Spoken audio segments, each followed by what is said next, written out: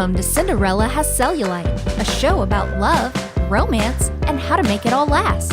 Relationship expert Donna Weitzman draws on her years of experience in and out of the dating game to unwrap the mysteries behind the all-too-familiar fairy tale.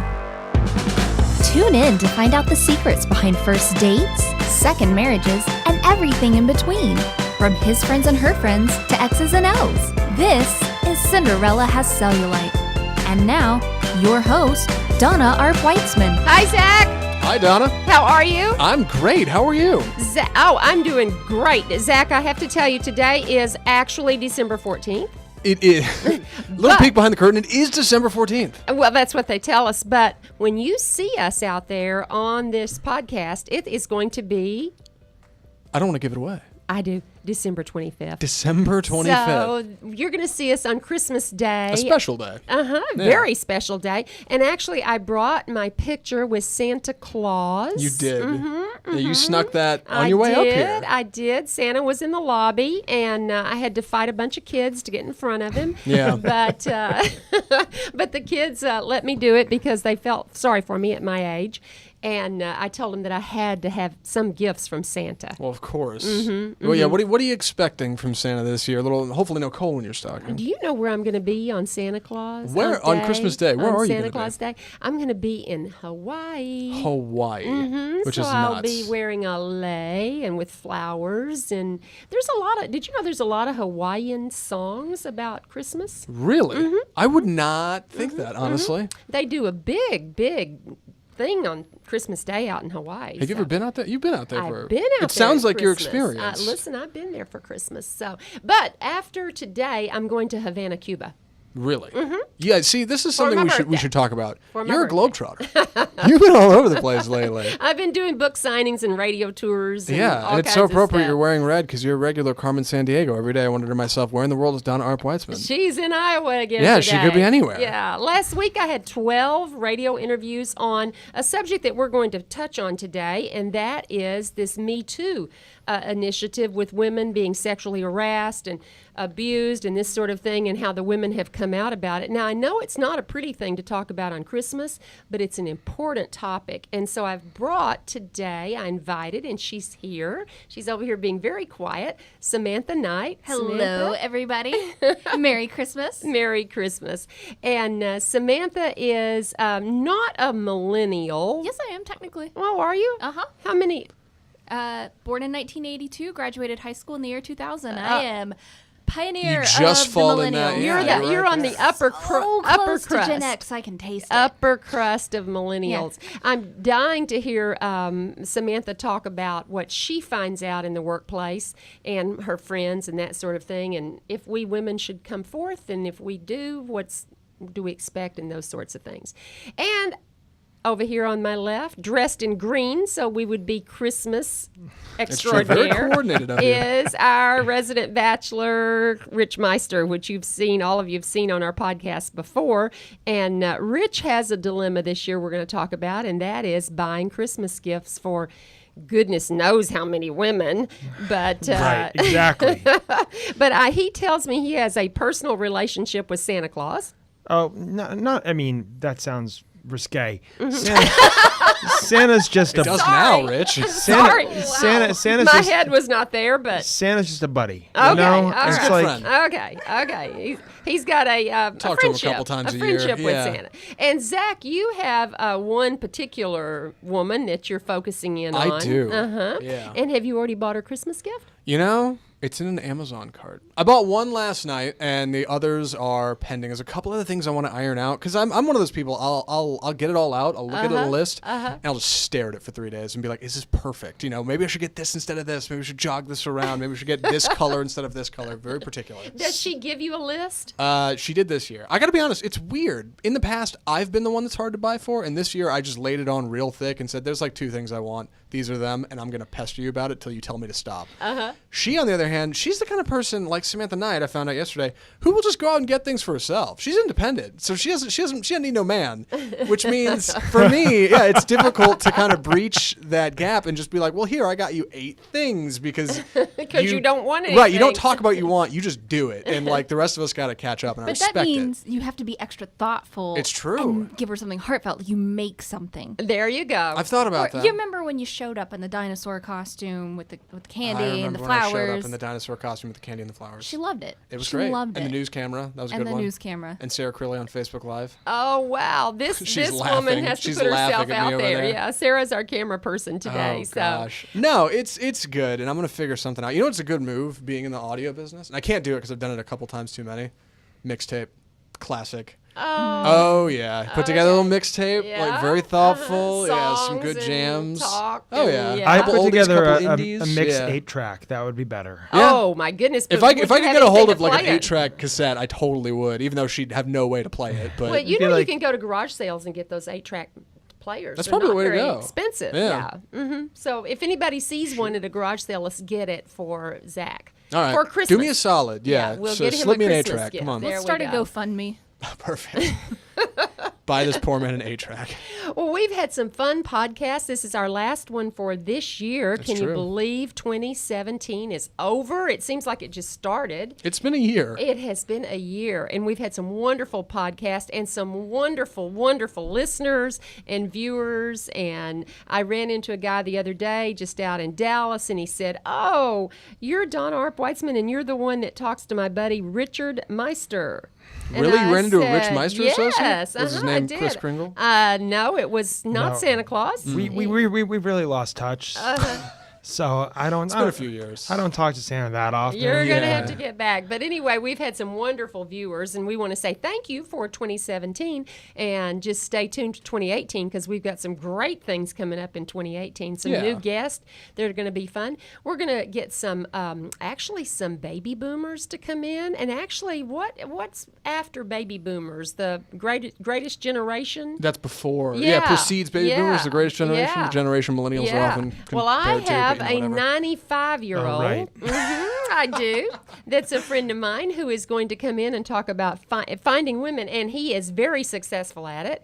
In fact, he just bought a new Cadillac to take his women out in. Really? That lives in North Dallas, and he wants to come in and be on the show. I would Is it a love pink to sit down with Cadillac? him. No, it's not a Mary Kay Okay, no, well, because there's that or song. a Cinderella. There's a song, Pink Cadillac. Right. Oh, right, from the 60s. Yes, because if it was a pink Cadillac, it would just be perfect. No, I think his is probably black. Very Really? sexy Sleek? and sleek, and yeah. But he's 95 and he dates a woman 84. That'll be a great interview. Yeah, don't you I'm think that'd be excited to fun? listen He's to it. Wow. Robbing the cradle. Well, that's No, okay. No, he's just a player. He's a player. Yeah. So Don't hate the anyway, player, hate the game. It's true. we're going to have some greatest generation people, some baby boomers. We're going to continue to talk to our millennials and I've our heard- Generation Ys and X. Yeah, that was the one group generation I heard you not mention. Oh, I was and going to mention them. because I'm Generation X. Uh-huh. So Represent. represent. And I'm actually the last year of Generation X, unlike Samantha being the first year of Oh the God, am I that millennials. much older than you?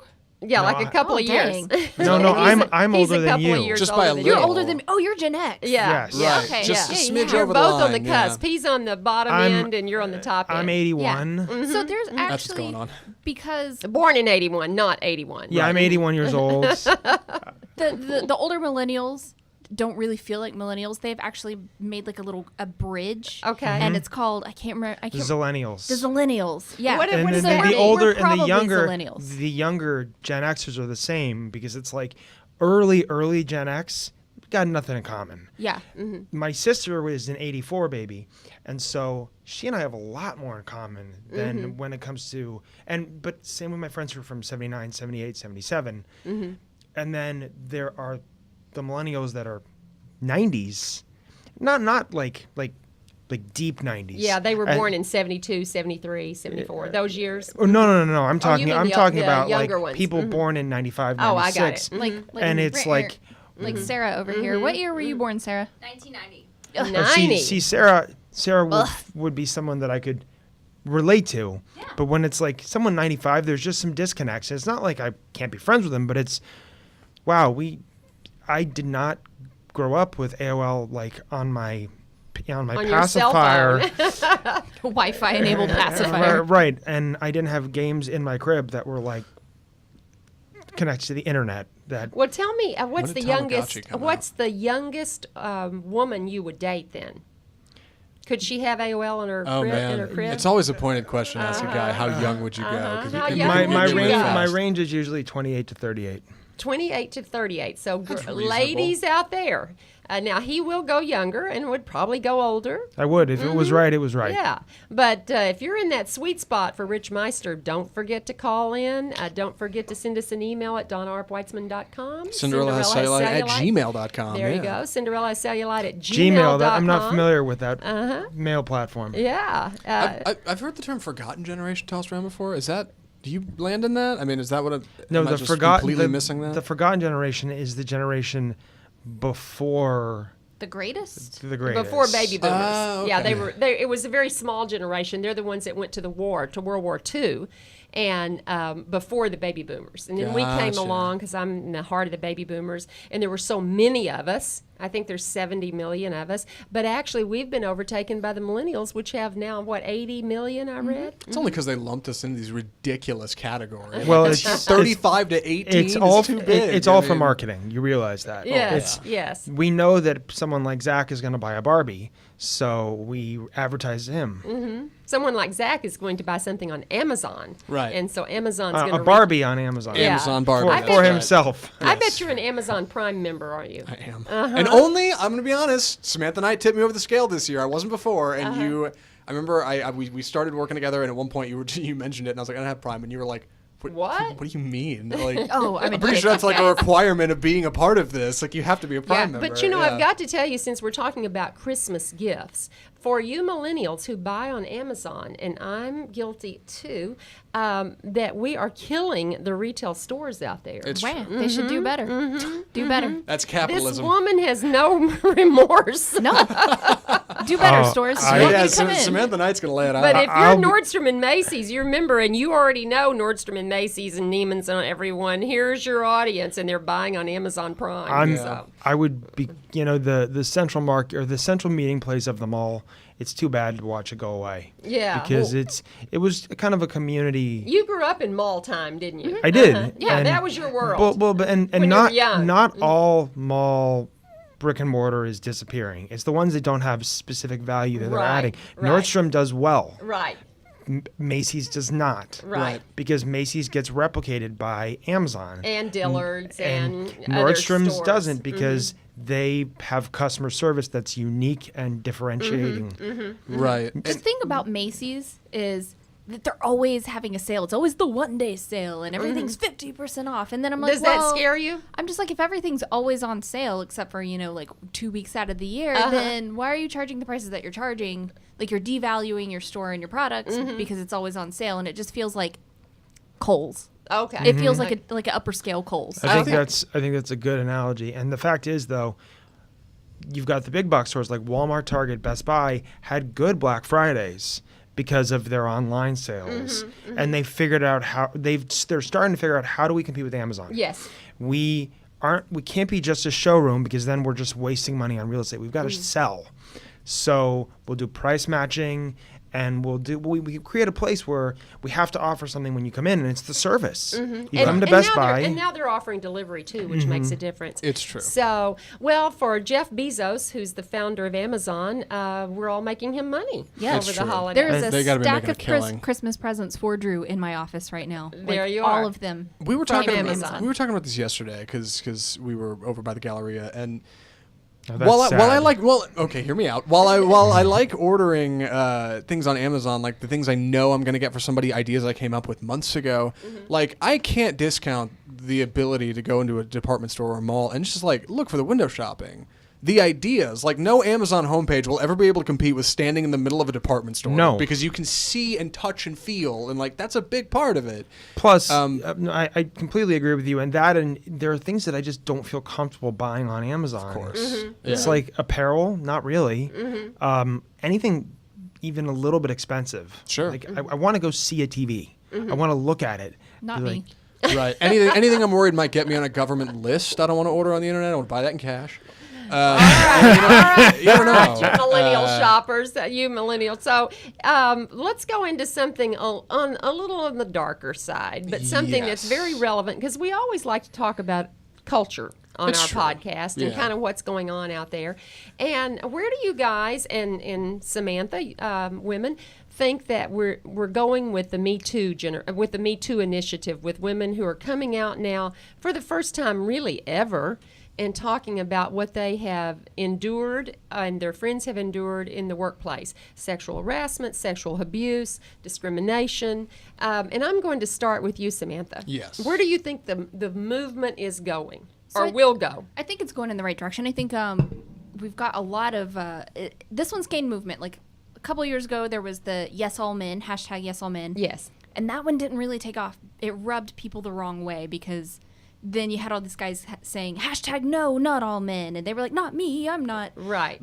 And it took focus away from all of these women who were saying, I've had this experience. I can't walk down the street without getting harassed, or, I've had somebody touch me creepily at work, or I get, all of these emails on my social media accounts where people are saying rude things and sending dick pics. And Yes, you can say that online because we're not mainstream media. you can Not bleep the me FCC, out. yeah. You can bleep me out all you want.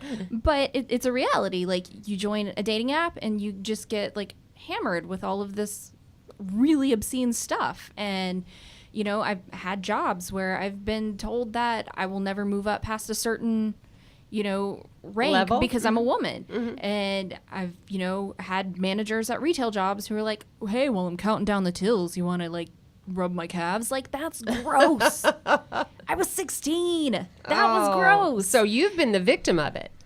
Yes, hashtag me too. But so it's gaining steam, I think, because now instead of saying like, ooh, all men are terrible, it's saying, no, not all men are terrible, but, Right. All women have had these experiences. Me too. And then now more men are even getting comfortable jumping in and saying, well, you know what? Happened to me. too. Right. It happened to me. So- it really is a difference in branding. The yes all men is very one-sided. It's very us versus them. Me Too is inclusive. Right. It can include anybody, and that's why it works better. From a Zach. branding standpoint, anyway. That's all. It's still just as important. Not as bad. Like, let me clarify. Yeah, just as good. But yes. So, Zach, do you think the era of office romance is going away? I heard you talking about this on the radio the other day. Yeah, that was something you had I've mentioned. been doing a week-long radio shows on this very topic. I want to say I heard you say something like 50% of people who end up married meet in a workplace setting. 40-something%, Yeah, almost close to 50%. that's tremendous. I don't think that office romance is like a bad thing. I think it's very reasonable because, yeah, you work with people all the time. And you spend so much time with coworkers that at some point, yeah, sometimes you're going to make friends. Sometimes you're going to make acquaintances. Sometimes you make enemies. Sometimes you meet people you might like. So that's okay. But having to try to reasonably deal with it professionally, that's an issue. Yeah, a lot of people handle that very poorly, and that's a there's, problem. There's easy rules. If you're somebody's boss, don't hit on them. Don't do it. Right? Like, you should never be trying to date your subordinates. Right. It's Perfect. okay for you to be like, hey, Zach, maybe we should go get some coffee sometime. Yeah. And then Zach would say, sure, okay. Or he'd say, no, thank you. And if he And says that's no it. thank you, leave it That's alone. it. Mhm. Don't Leave it pressure alone. him. Don't Yeah. call him a whore. Don't call him any Oh, wow. names. Just take it and say, and say no. yeah. Okay. Well, back in the day of me going to work in the professional world, I worked for Procter & Gamble, my first big company out of P&G. college, and they had a whole section in their employee handbook, which none of us read, but that talked about you could not date if you were in the same division or in the same office or in the same, and that all sort of went away in the 90s. This was back in the 80s. In the 90s, that kind of went away. And then with smaller companies now, it's not as prevalent to have it in the handbook. And so I was asked over and over repeatedly on many radio shows over the last week, what do I think about it? Well, I think what Zach said, it's really typical and normal to meet someone at work because you're spending all your time at work. Right. And so, but I do think if you do start dating at work, you should let your coworkers know, and you should let your bosses know, your management.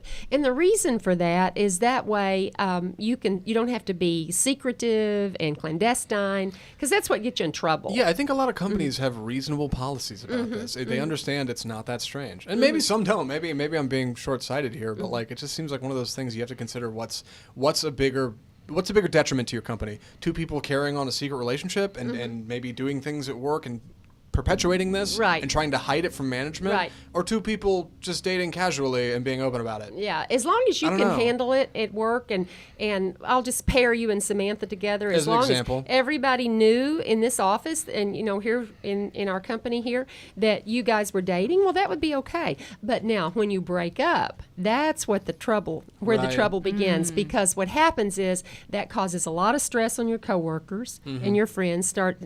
Causes a lot of stress on management. And people take sides. And so when people start taking sides, that's the issue. So you have to deal with what if we break up. Right, and that's a big part of it. I remember when I was in college, senior year, I moved in with my roommate and his girlfriend. Totally just lived as the third wheel. And I told them when we moved in, I was like, guys, we need to work out some kind of almost like a paper contract. And they're like, why? I was like, what happens if you break up? And they were like, oh, we're not going to. I was like, stop. You need to always have that as a possibility on the table, even if you don't want to. There needs to be some kind of reasonable agreement on what happens. Did they do that? Move out?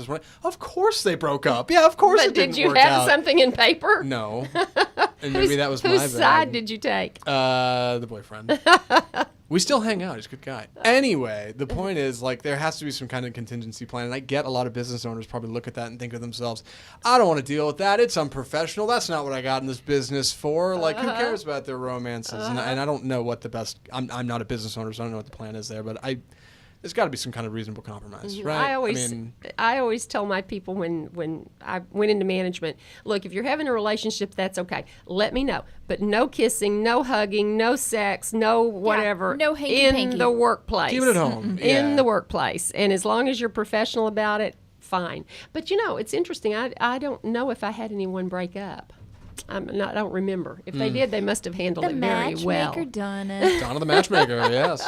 They must have handled it. Rich, what about you? Would you do hanky-panky with someone at your workplace? No. Not at the workplace. At work. No. Yeah. What if just the hottest woman ever came in and was single and... These are hypotheticals that are unrealistic. I would date somebody that I worked with, yes. Okay. But I think there's a time and a place. Yeah. I think no hanky-panky. If we could carpool together, and there might be kisses, clandestine kisses, but nothing like we're making out. But all right, getting off the elevator, I give you a kiss, have a good day. Yeah, and I'll that's see it. you. That's reasonable. I'll see you at 5. Yeah. Or, do you want to get lunch? Mm-hmm. And then maybe I give him a kiss after lunch. Mm-hmm. But hanky-panky, no. There's too much trouble that it opens up too many doors for problems. Yes. And you hear stories, like horror stories about financial services, law, actually across industries where this happens. And well, yes, but particularly these would be older industries where it came first, where there were these secret romances that were going on. Oh, of course. And it was like, it just never ended well. It led to divorces. It led to people getting fired. Right. People getting lower or downgraded in terms of positions and responsibility, and it's just not. It's not worth it. Well, for eons, the general rule was if a woman and man got into a relationship at work and it didn't work, guess who always had to leave the company? The woman. The woman. It was a career killer. And so that's where the women are coming from now. They felt such pressure. They knew if they got involved, which most of them didn't want to, but if they did and the guy decided to throw them away, well, that was a career killer. If they didn't get involved, as Samantha said, that was a career killer. So they were in between. Gosh, I sounded like Donald Trump there. I kind of You did? I don't have missed false it. teeth, but I slurred the I didn't word. catch that. Sorry for the slur, but anyway, it's a career killer either way. So is that what you were talking about, Samantha? No, but that's a good point. Okay. Yeah. And your point is? Just nobody date people at work. Okay. all No, right. or nobody date their insubordinates, I guess is my And point. what about That's a big one, yeah. And from the Me Too perspective of the initiative, you think that women need to keep coming forward. It needs to grow.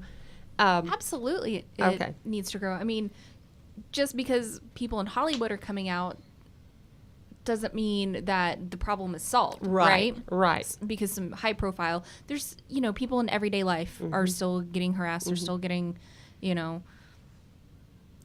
just treated badly. Yeah, if you think about Gwyneth Paltrow was one of them that came out, and Meryl Streep, I think, came out, and various high-profile people. But then think about maids, hotel workers, waitresses. Reading about the service industry and the way those It's women are got harassed, to be horrible. It has to be horrible. it's sickening. Well, the other day, I will give you a story, and Rich, you'll be disgusted by this. I was in New York. The housekeeper knocked on my door. I was getting ready to go out, and I opened the door, and I said, "Oh, I don't need you right now." And right as I opened my door, the man across the hall opened his door, which gave me, I had a perfect view. She had turned to knock on his door because we were at the very end of the hall, and when he opened the door, he was in his boxer shorts. Ew. And I thought, and he shouldn't have been in his boxer shorts. It wasn't a pretty sight. But I thought, poor hotel workers, what they must see is, and What what they they have to see and must clean up. endure is Sure. horrible. And so it just brought it to light for me how horrible that must be, because I'm sure they feel totally powerless. We know it's tremendous because we're sitting here talking about it right now. It's a kitchen table conversation, or it's becoming one, and that's important. And every dinner I've had with mixed couples in the last couple of weeks, Yeah. it has come up with the women.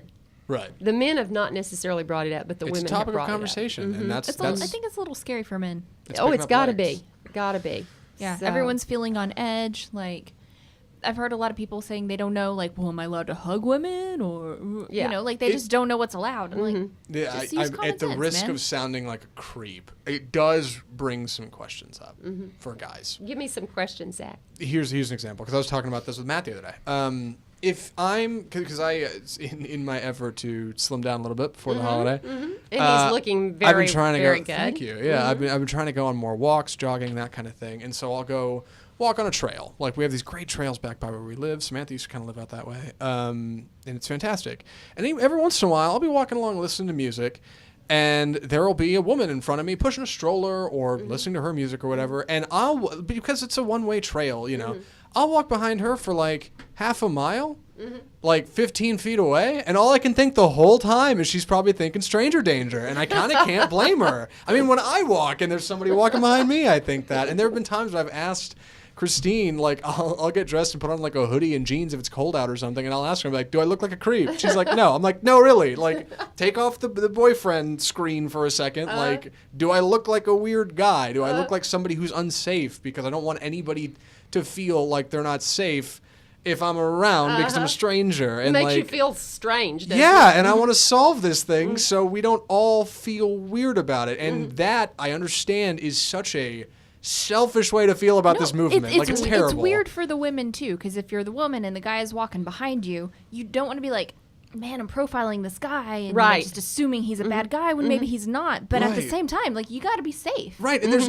no good social way to kind of broach that. There's no way for me to be like, hey, I'm not weird, or like I can't, yeah. because then I'm weird. Like, there's no good way to do it. It's like elevator etiquette, and again, like trying to deal with the stranger, and you don't want to, like, I don't know, yeah. And I so just make elevators weird. Just lean into elevator weirdness. just lean into the lean elevator. into that. You weirdness. know, I read that you're know. not supposed to say anything in the elevator. Did you know Yeah, that? 'cause it's like this weird primal thing where you put two animals in a cage Yeah. and then they fight each other, and Yeah. so the elevator is like the cage. and- Yeah. I break that Yeah. rule all the Do time. you talk in the elevator? I talk in cabs. I talk in elevators. Do you talk to You're that guy. women and men? Or Yes. What do you say to them in the elevator? I just hey, how are you? How's your day? How often do they say something back? All the time. Really? Yeah, I think people just want to be engaged. I mean, We are social animals. Cab drivers, Uber drivers, and Lyft drivers definitely want you to talk to them. Mm-hmm. And people in the service industry want you to talk to them too. Yeah. They want a rapport between them and their customers. So when you go into a Starbucks or you go into a Witch or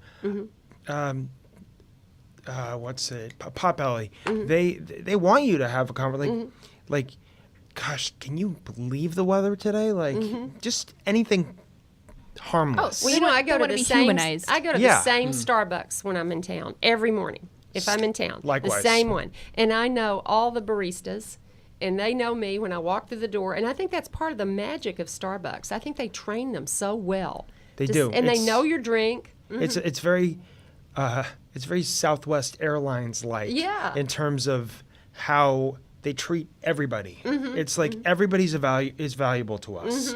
So if you're a regular, and there are people that I know that fly Southwest that are regulars, they take the same flight every single Monday, and then every Wednesday, and then every Friday, and the flight attendants are always the same, and the pilots are usually the same, and so they know them and they talk to them, and Like it's a little family. Yeah, like, hey, how are you, Ralph? Great to see you. How's the wife? Blah blah blah blah, and that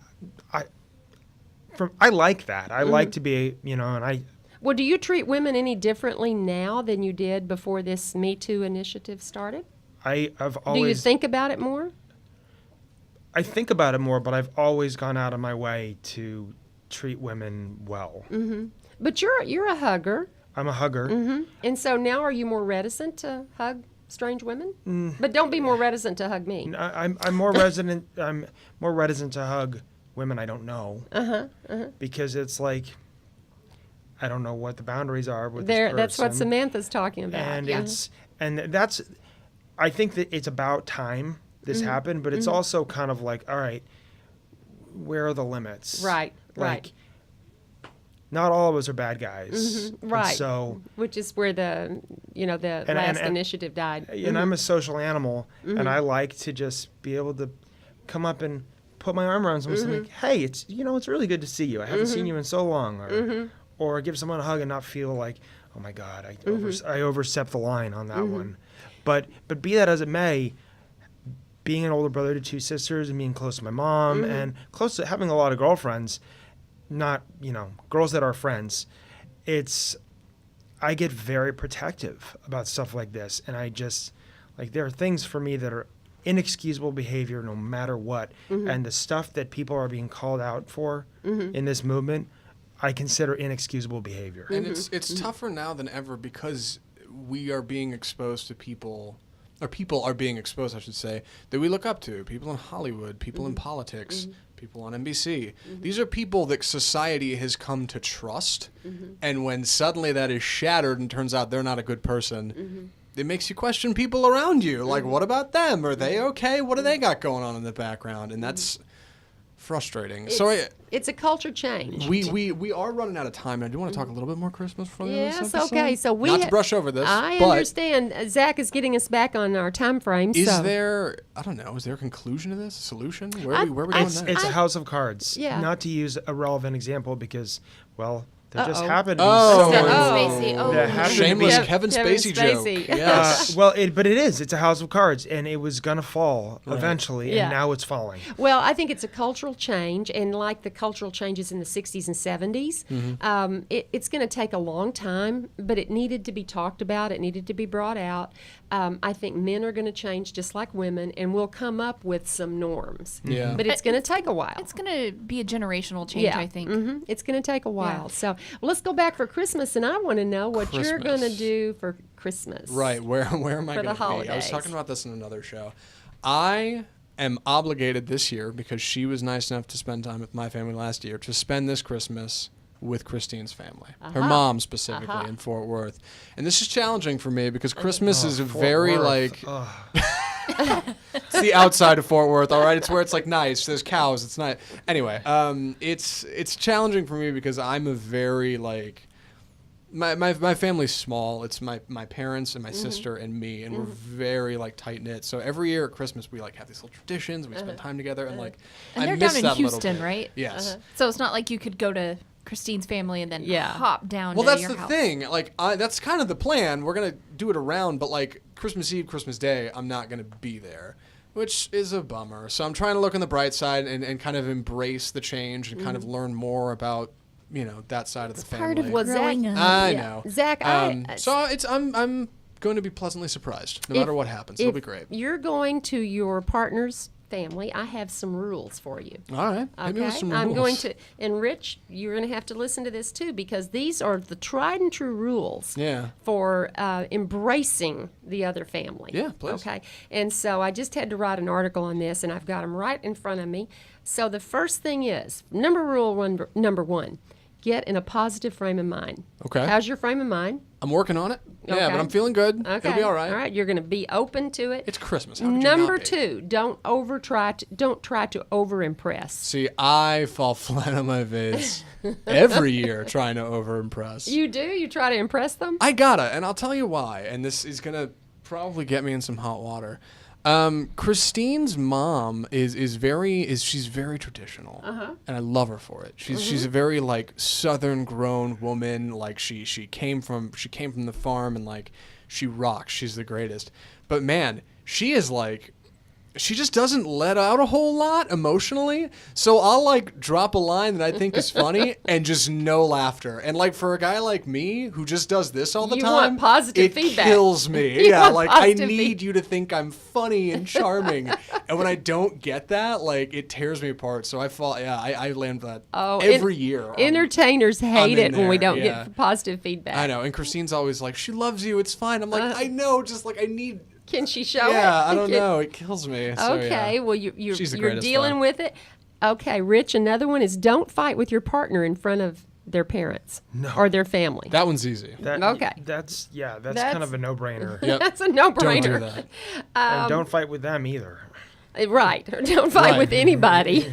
Yeah, don't fight. Help out with cooking and cleaning. If you're a bad cook, clean. Yep. And if you're a good cook, don't brag about it. See, I get caught on this one too because Zach is a poster I know. child for this. Well, no, it's because that's how I was raised. My parents were always very much like, well, you if you don't cook, you do the dishes, Right. Something like that. Right. You know, if you don't rake the leaves, you mow the lawn, that kind of thing. And so anytime I'm a guest at somebody's home, I'm usually that way. I'm like, well, you and I supposed to make me a meal. Let me help with the dishes. And there's a handful of hosts out there who just don't.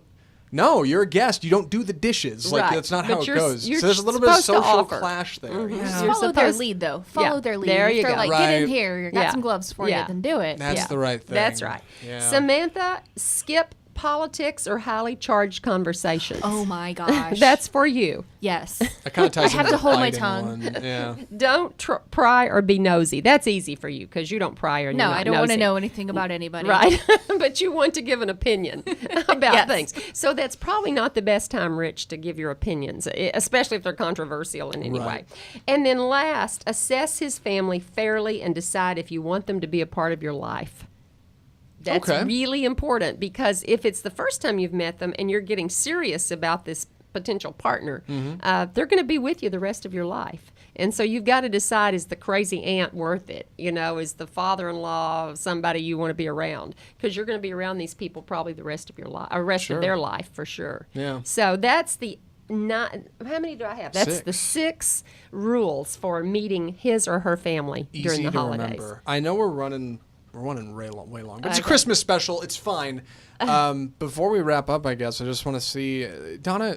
Go around the table, honestly. Do you have any like Christmas traditions? Oh, yes. Anything that your family like always does every year? I Yes, mean, yes. what do you got? Well, we just actually, because I'm going to be in Hawaii, I just did Christmas last Sunday with my boys and my daughter-in-law, my 2 grandchildren. And so every year they come down to my house. We open all the gifts for our family, and then we go to some event. It could be the Nutcracker, it could be the ballet, it could be, this year we went to the Arboretum, but we do something as a family. Then we all go out to eat for Christmas dinner. Yeah, Yeah, so it's an all-day affair. that's great. But we do that every year. Rich, how about you? The traditions we've had and have morphed over time, but and they've gone from everything from going to Disney World every other year. Oh, wow. When I was a little kid, my parents had a timeshare in the Magic Kingdom, and you'd always go at Christmas. and not getting At the presents, end just with getting Walt stocking Disney. gifts because, well, Santa couldn't get all your gifts to Florida, so Right.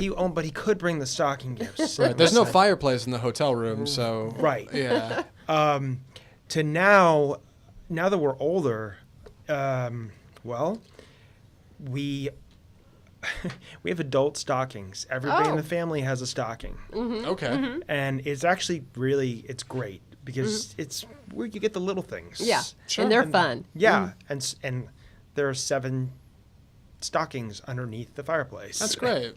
Other than that, it's just things like opening up one gift before Christmas, and then if you're, the rule was, because when we were little, we would get so excited. I would be sleeping in the room next to my sisters who would sleep in the same room together, and it would be like 5 a.m. would roll around, and I'd be like, guys, Can we go? we should go downstairs.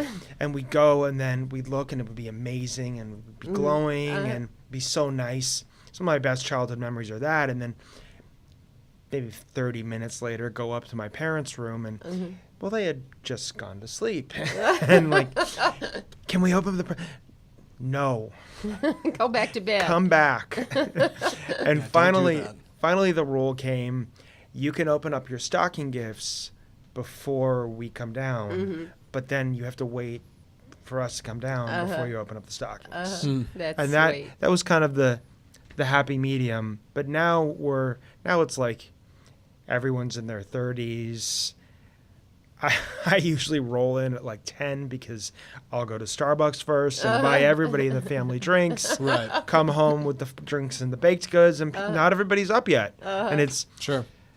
did you guys open up your stockings? Because you can if you want to. It does change. That's what you're going to be doing when people are listening to this does podcast. change. Like that's what we're. Samantha, what about you? Oh gosh, well we just dive right in and open presents on Christmas Eve. We always Okay. have Christmas Eve. It's All of them? it's a bonanza, all of them. Oh wow. All right. Yeah. Do you eat Yeah. a certain thing? Or when I was a kid, we did Christmas Eve, and my mom always made pralines. No, Oh, wow. well, my That's stepdad great. makes a lasagna. He makes one meat and then one vegetarian, and then we watch White Christmas. Oh, Bing every Crosby, year. Danny Oh, Kaye. I That's a love good it. one. Yeah. It's my favorite movie. I love it. I love it. White Christmas. Well, Zach, I think we've done a good job of delving into very important issues, which is Christmas and holidays and Yeah. family, and also some cultural things that's going on right out there right now. It's So- true. Little bit of sugar and spice this episode, but it's Yeah. worth it, I think. So next time we see each other on a podcast, it will be 2018. 2018. How exciting. And Happy New Year, everyone. We've had a blast. And so out there, if you're listening to us or watching us, Zach, let's go over how they can find us again. We need you to watch our show and Of course. give us feedback. Yes, check us out at cinderellahascellulite@gmail.com. Email us if you like the show, you think it's terrible, you want us to talk about something, if you want to come on and talk about something Right. yourself, let us know. Find us on iTunes. That's probably how you found this in the first place. Google Play, Stitcher, SoundCloud, wherever you get your podcasts. Like us, review us, rate us. You wouldn't believe what kind of a favor that does for this show. The show would not be possible without you, and we want you to be a part of it. So And- let us know what you think. Please do, and also tell your friends about us.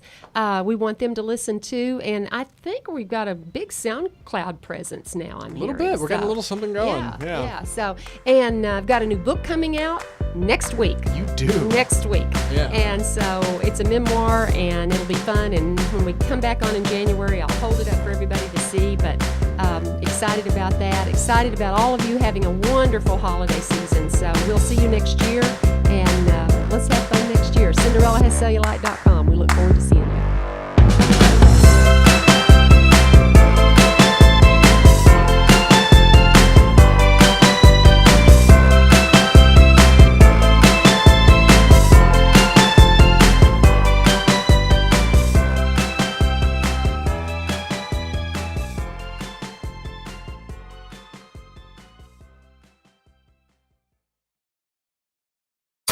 You're listening to RNCN, the digital destination for premium talk radio.